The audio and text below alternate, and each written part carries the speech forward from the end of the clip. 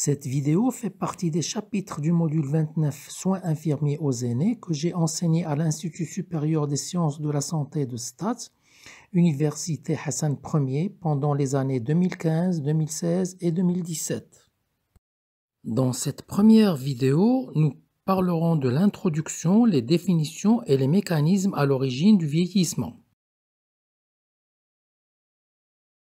Dans le continuum de la prise en charge de la santé des personnes, on distingue la vie intra-utérine, l'enfance qui s'étale de la naissance à 18 ans, et c'est la plage d'action de la pédiatrie, et nous avons la gériatrie qui s'occupe des personnes âgées. L'Organisation mondiale de la santé parle de sujets âgés à partir de 65 ans. La définition médicale retient 75 ans pour les sujets non malades et 65 ans lorsqu'il y a des maladies. Les anglo-saxons différencient les jeunes vieux entre 65 et 74 ans et les moyens vieux entre 75 et 80 ans et les vieux au-delà de 85 ans.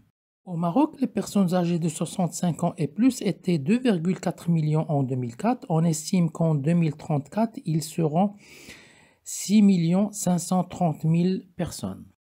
Les professionnels de santé sont et seront encore amenés à soigner de plus en plus de personnes âgées. Une bonne connaissance attribuer à tort certains symptômes aux effets du vieillissement conduira à méconnaître des problèmes de santé, à négliger leur prise en charge et leur traitement. Le processus de vieillissement est complexe et multifactoriel. Les progrès de la recherche ont permis de reconnaître le rôle important des facteurs génétiques, des altérations du fonctionnement cellulaire ou des systèmes de protection contre l'oxydation, ou encore le rôle des modifications du métabolisme des protéines telles la glycation non enzymatique. La meilleure connaissance des mécanismes du vieillissement permet aujourd'hui d'envisager des stratégies susceptibles de prévenir certains effets du vieillissement. Nous allons d'abord évoquer les définitions de certaines notions. Le vieillissement correspond à l'ensemble des processus physiologiques et psychologiques qui modifient la structure et les fonctions de l'organisme à partir de l'âge mûr. Il est la résultante des effets intriqués de facteurs génétiques, qu'on pourrait appeler vieillissement intrinsèque, et de facteurs environnementaux auxquels est soumis l'organisme tout au long de sa vie. Il s'agit d'un processus lent et progressif qui doit être distingué des manifestations des maladies. L'état de santé d'une personne âgée résulte habituellement des effets du vieillissement et des effets additifs des maladies passées, donc de leurs séquelles, des maladies actuelles, qu'elles soient chroniques ou aiguës.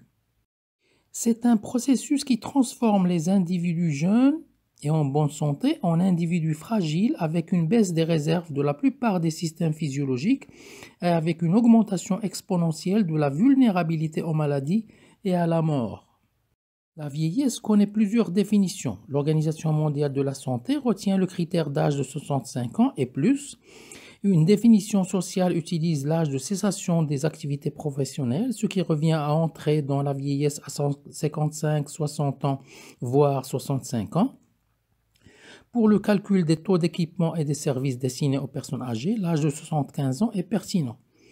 Par exemple, en France, l'âge moyen constaté dans les institutions gériatriques est d'environ 85 ans. La longévité maximale d'une espèce est la durée de vie maximale observée. Elle varie fortement d'une espèce à l'autre, allant d'un mois chez la mouche drosophile à 3 ans et demi chez le rat et jusqu'à 300 ans chez les tortues. Dans l'espèce humaine, le record de longévité est de 122 ans chez Jeanne Calment. L'espérance de vie est le nombre moyen d'années de vie des personnes d'une classe d'âge donnée. L'espérance de vie est le nombre moyen d'années de vie des personnes d'une classe d'âge donnée. On définit également l'espérance de vie en bonne santé à la naissance ou année de vie en bonne santé. Elle représente le nombre d'années en bonne santé qu'une personne peut s'attendre à vivre. Une bonne santé est définie par l'absence de limitation d'activité dans les gestes de la vie quotidienne et l'absence d'incapacité. L'espérance de vie sans incapacité est le nombre d'années sans incapacité qu'il resterait à vivre en moyenne aux individus d'un groupe dans les conditions de mortalité d'une période donnée. La gériatrie est la discipline médicale qui prend en charge les personnes âgées malades comme la pédiatrie prend en charge les enfants malades. Il ne s'agit pas actuellement d'une spécialité d'exercice, elle est moins définie par le fait de soigner des personnes âgées que par la façon dont elle le fait. La population gériatrique est hétérogène, il n'y a pas un vieux, mais des vieux. Nous devons différencier l'âge chronologique de l'âge physiologique. On prend également en considération les notions d'autonomie et de fragilité. La gérontologie est la science qui étudie le vieillissement dans tous ses aspects, qu'ils soient sanitaires, biomédicaux, socio-économiques, culturels ou démographiques. L'agisme est la discrimination négative vis-à-vis des vieux et ou de la vieillesse. La gérontophobie de certains services hospitaliers en est un exemple. D'autres notions seront définies, on les verra dans l'approche du malade âgé, notamment l'autonomie, qui est l'ensemble des habiletés d'une personne lui permettant de se gouverner par ses propres moyens, de s'administrer et de subvenir à ses besoins personnels. Tous les mécanismes responsables du vieillissement ne sont pas élucidés. Les progrès de la recherche permettent toutefois aujourd'hui de mieux appréhender certains facteurs intervenant dans ce processus. Le vieillissement est un phénomène complexe et multifactoriel. Plusieurs méthodes sont utilisées pour étudier les théories du vieillissement. Nous avons les études épidémiologiques, les études de population, la comparaison entre espèces animales et végétales, les études des individus et celles des tissus et organes. Pour expliquer le vieillissement, nous avons deux grands facteurs, les facteurs génétiques et les facteurs environnementaux. Dans la théorie de l'horloge biologique, les cellules d'un organe sont programmées pour se diviser un certain nombre de fois, puis pour mourir. Ainsi, plus on cultive des cellules âgées, moins souvent elles se diviseront in vitro avant de mourir. Le télomère est la partie terminale non codante du chromosome. Il contribue à maintenir la stabilité de l'ADN du chromosome. C'est un petit morceau qui est coupé à chaque division cellulaire. Après un certain nombre de divisions, on commence à couper dans la partie codante, ce qui entraîne des anomalies de fonctionnement de la cellule. Ainsi, la théorie des télomères pourrait être le substratum de la théorie de l'horloge biologique. La troisième théorie génétique est la mort cellulaire programmée ou apoptose, qui est déterminée par l'expression de gènes spécifiques. Au bout d'un certain nombre de divisions, la cellule meurt naturellement. Ce mécanisme de régulation serait déficient dans les cellules cancéreuses. Les facteurs environnementaux sont expliqués par trois grandes théories. Dans la théorie oxydative, les radicaux libres sont des molécules très réactives produites au cours du métabolisme de l'oxygène. Elles exercent un stress oxydatif prononcé capable d'altérer l'ADN et les acides gras de la membrane cellulaire. L'organisme se protège contre ces radicaux par plusieurs systèmes, les superoxydases dismutases, les catalases, la glutation peroxydase sélénodépendante et les vitamines antioxydantes A, E et C. Au cours du vieillissement, cet équilibre est altéré avec d'une part une production de radicaux libres augmentée au sein des mitochondries et d'autre part des systèmes de protection moins efficaces. Un autre système de protection de l'organisme, que sont les protéines de choc thermique, est altéré au cours du vieillissement. Les protéines de choc thermique représentent une famille de protéines produites en réponse aux agressions au choc thermique et au traumatisme ou aux glucocorticoïdes.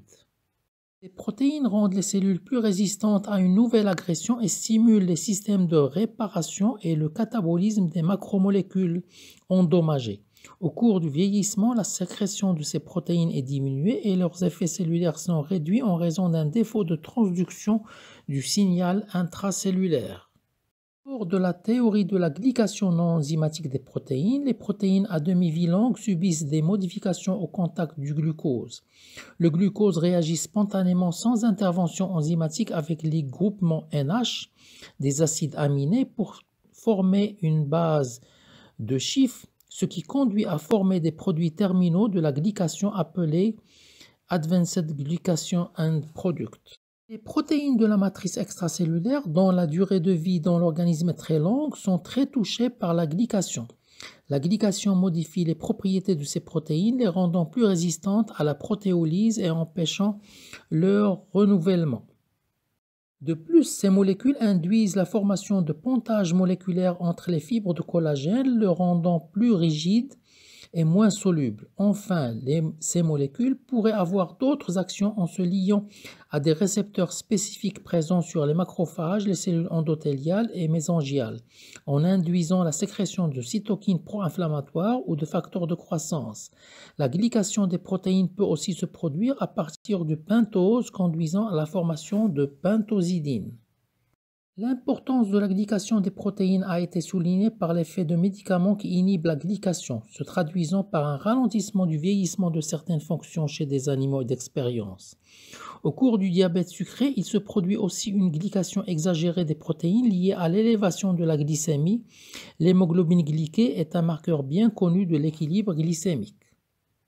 Aussi, le diabète est considéré par certains aspects comme un modèle de vieillissement accéléré et il existe de nombreuses analogies entre les effets du diabète et ceux du vieillissement. Du fait de la complexité du vieillissement et de la diversité des facteurs mis en cause, de nombreux autres mécanismes sont proposés pour expliquer ce processus. Il existe de nombreuses théories du vieillissement, toutefois les progrès de la biologie permettent, sur la base de faits expérimentaux, d'étayer et de refuter certaines de ces théories et les années à venir apporteront d'autres éléments pour mieux comprendre le vieillissement et ses mécanismes. J'espère que cela vous a intéressé. Toutes vos remarques et questions sont les bienvenues et je vous dis à bientôt sur la chaîne.